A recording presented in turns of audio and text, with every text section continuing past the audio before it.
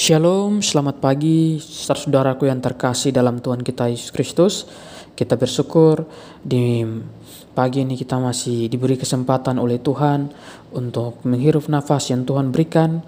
Dan sebelum kita melakukan berbagai aktivitas kita di hari ini, kita akan dengar firman Tuhan. Mari kita berdoa. Bapa, dalam nama Tuhan Yesus Kristus, kami bersyukur berterima kasih penyertaan, penjagaan, perlindungan Tuhan bagi kami sepanjang malam ini.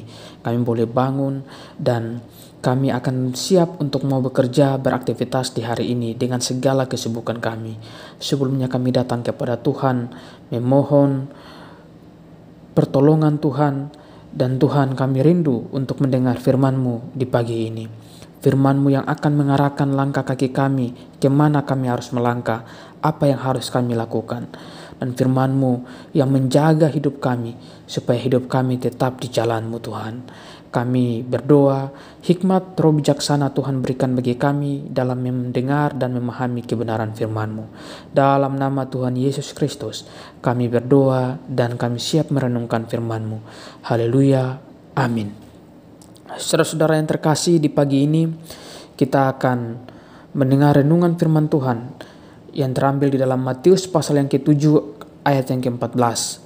Matius pasal yang ke-7 ayat ke-14. Karena sesaklah pintu dan sempitlah jalan yang menuju kepada kehidupan, dan sedikit orang yang mendapatinya.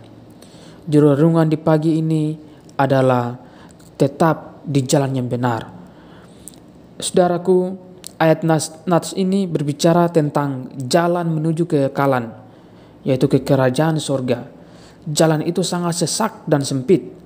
Karena itu hanya sedikit orang yang mau menempuh jalan itu dan mau melewatinya. Siapapun yang hendak menempuh jalan itu, ada banyak tantangan yang akan menghadangnya, dan dia harus bertahan dalam segala tekanan-tekanan yang didapati. Saudara, ketika seorang memutuskan untuk hidup dalam keadaan benar, misalnya dia harus berbicara benar, bertindak benar, berhenti berbuat dosa, hidup jujur, berhenti dari hidup yang mementingkan diri sendiri. Ketika dia memutuskan untuk hidup sungguh-sungguh bagi Tuhan, justru pada waktu itu ia semakin diperhadapkan dengan banyak tantangan.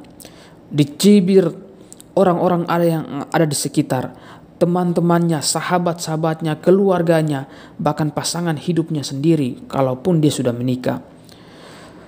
Serta dianggap aneh dan sok suci.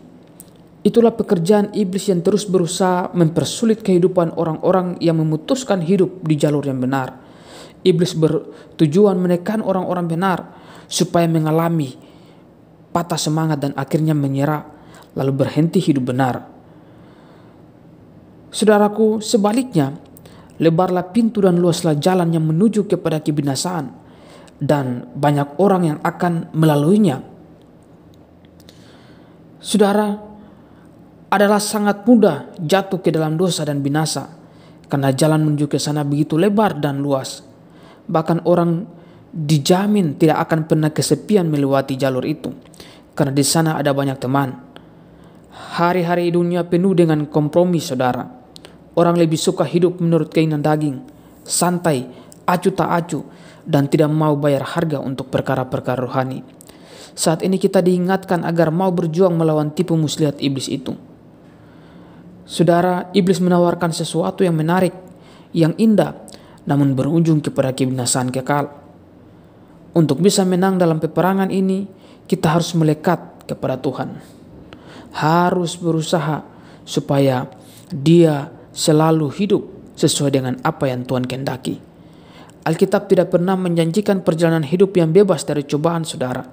Tetapi Dia berjanji kepada kita tidak akan menghadapi pencobaan-pencobaan itu sendiri, karena Roh Kudus yang menyertai dan menolong kita.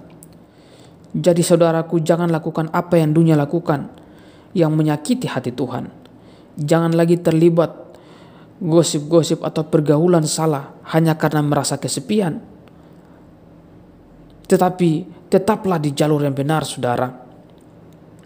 Walaupun itu jalannya sesak, walaupun itu sesak dan sukar menuju kepada tapi itu menuju kepada keselamatan kekal. Saudara yang terkasih dalam Tuhan kita Yesus Kristus, perjuangan kita tidak mudah, tetapi kita harus melewati semuanya itu.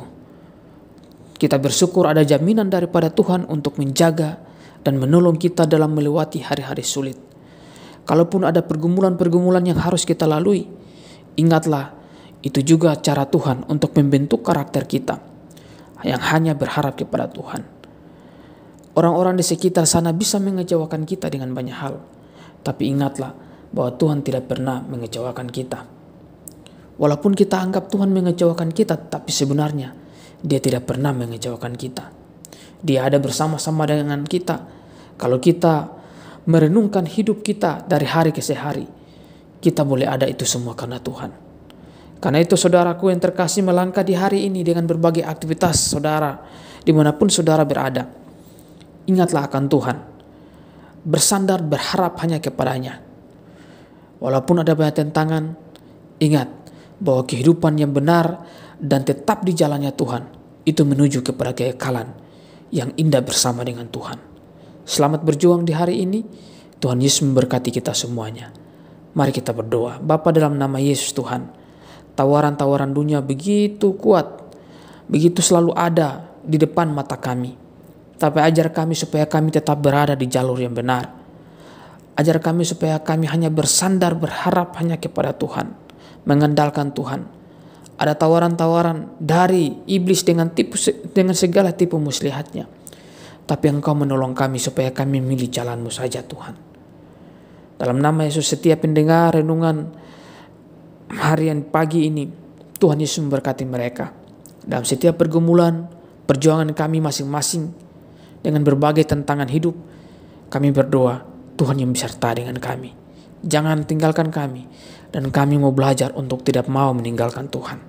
Di dalam nama Tuhan Yesus Kristus kami berdoa, dan kami berdoa memberkati setiap pendengar yang mendengar renungan di pagi ini. Berkat kasih karunia dan mesra Tuhan turun atas kami semuanya. Hari ini sampai Maranatha Tuhan datang jemput kami kembali. Haleluya. Amin.